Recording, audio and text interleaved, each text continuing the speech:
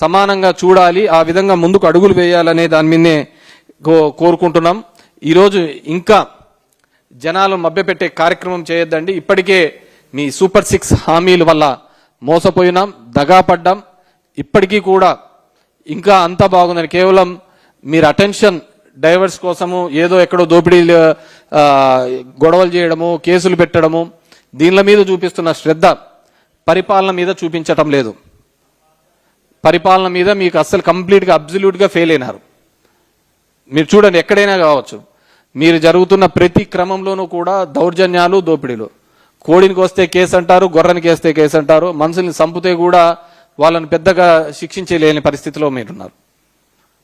కాబట్టి ఈరోజు వైఎస్ఆర్సీపీ తరఫున ఒకటే మేము అడుగుతున్నాం, అన్ని ప్రాంతాలు సమగ్ర అభివృద్ధి చేయండి. కేవలం పేపర్ల మీద కాదు, ఫీల్డ్ లెవెల్లో అభివృద్ధి చేయాలి. ఈ రిపబ్లిక్ డే రోజు, 77th రిపబ్లిక్ డే రోజు ఇప్పటికైనా మీరందరూ కూడా, ఎందుకంటే ఎవరైనా ప్రెస్లో రాస్తా అంటే, ప్రెస్లో మాట్లాడుతూ ఉంటే వాళ్ళను జైళ్ళల్లో వేస్తున్నారు. ఎక్కడ ఏ దాని మీద ఉందో నాకు అర్థం కావటం లేదు. ఇంకా 77 సంవత్సరాల స్వతంత్ర భారతంలో ఇంకా ఈ అరాచక పాలన ఏంటో నాకు అర్థం కావటం లేదు. ఇంకా మభ్యపెట్టడం, మోసం చేయడం, ఒక నెరేటివ్ని బిల్డప్ చేసి దాని మీద ఎస్టాబ్లిష్ చేసుకుంటూ పోతుంది ఈ ప్రభుత్వం. డెఫినెట్గా ఇప్పటికైనా మానుకొని రాబో కాలంలో ఖచ్చితంగా ఈ రాష్ట్రం యొక్క సమాభివృద్ధికి తోడ్పడాలి. ఎందుకంటే మీరు ఎప్పుడు జగన్మోహన్ రెడ్డినితో కంపేర్ చేస్తా అంటారు, అతనేంది నాకు ఇది ఇదని. మన లోకేష్ పోయినప్పుడు కూడా అంటాడు ఏడుపు కొట్టు బ్యాచ్లు. ఎవడు ఏడుపు కొట్టు బ్యాచ్లు? మీరు కాదా ఏడుపు కొట్టు బ్యాచ్లు? పొద్దున్న లేచిన నుంచి జగన్మోహన్ రెడ్డి మీద ఏడ్చేది మీరా మేమా? ఏడుపు కొట్టు బ్యాచ్లు మీరు. ఇప్పటికి 2 సంవత్సరాలు అవుతా అంటది. ఏ రోజైనా జగన్మోహన్ రెడ్డి పేరు చెప్పకుండా మీరు మాట్లాడిన సందర్భం ఉందా? మీరు ఈ ప్రాంతంలో చేసిన అభివృద్ధి కానీ, ఈ ప్రాంతంలో చేసిన ఈ పనిని నేను చేశాను, ఈ అభివృద్ధి నేను చేశాను, ఈ కాలంలో సంక్షేమం ఇది చేశాను చెప్పుకునే కాలం ఉందా? లేదు కదా. ఇంకా అదే ఏడుపే.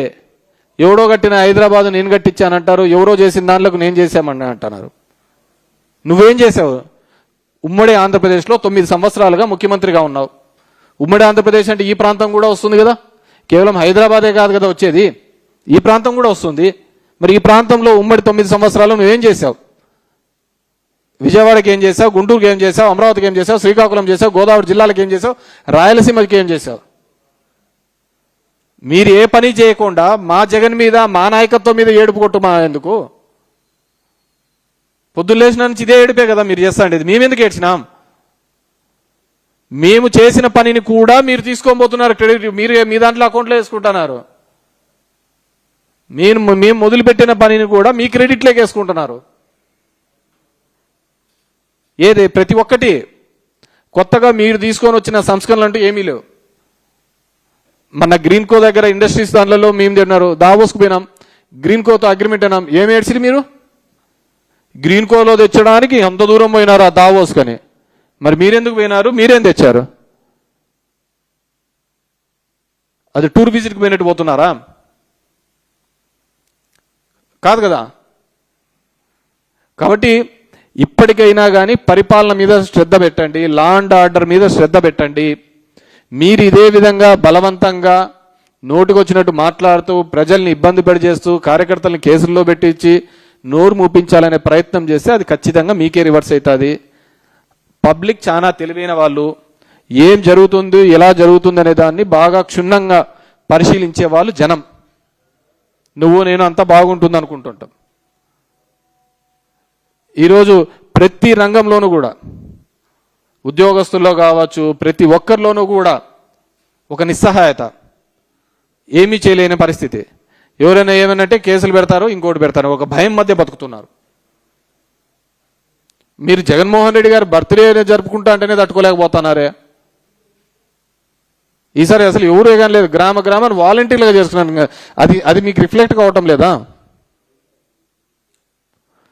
కాబట్టి దయచేసి ఈ ఏడుపు కొట్టలు మాటలు తగ్గించుకొని మా మీద ఏడ్చేది కాదు. మీకు అధికారం ఇచ్చినారు, ఎప్పుడూ లేనంత విధంగా మీకు ఈ రాష్ట్రంలో ఒక మ్యాండేట్ ఇచ్చినారు. ఆ మ్యాండేట్కి తగ్గట్టుగా రిజల్ట్ చూపించండి, ఆ మ్యాండేట్కి తగ్గట్టుగా పని చూపించండి. చాలా దానిలలో మేము చేసుకున్న పెద్ద అత్యంత తప్పు, మేము చేసిన పనిని మేము చెప్పుకోలేదు, మీలాగా అబద్ధం ఆడలేకపోయినాం. మా దరిద్రానికి ఏంటంటే అప్పుడు కోవిడ్ కూడా వచ్చింది, అక్కడికి పోయి శంకుస్థాపన కూడా చేయలేని పరిస్థితులలో ఎందుకంటే జనాలందరూ కలవలేక ఇక్కడ నుంచి మనం అన్ని ఆపరేట్ చేసినాం. చాలా మందికి తెలియదు. చాలా మంది నా నియోజకవర్గంలో ఒక జిల్లేడు బండ అనే ఒక ప్రాజెక్టు 700 కోట్లతో అక్కడ పనులు జరుగుతాయని చాలా మందికి తెలియదు. ఎందుకంటే అప్పుడు కోవిడ్ టైంలో జరిగిపోయినాయి. ఇరిగేషన్ ప్రాజెక్టుగా ఈరోజు రాయలసీమ లిఫ్ట్ అనే ప్రాజెక్టు ఎంతమందికి తెలుసండి? ఆ రోజు జగన్మోహన్ రెడ్డి గారు అంత పెద్ద ఎత్తున మొదలుపెట్టాడని చెప్పి మొన్న రేవంత్ చెప్పేంత వరకు చాలా మందికి రాయలసీమలో 70% మెంబర్కి తెలియదు.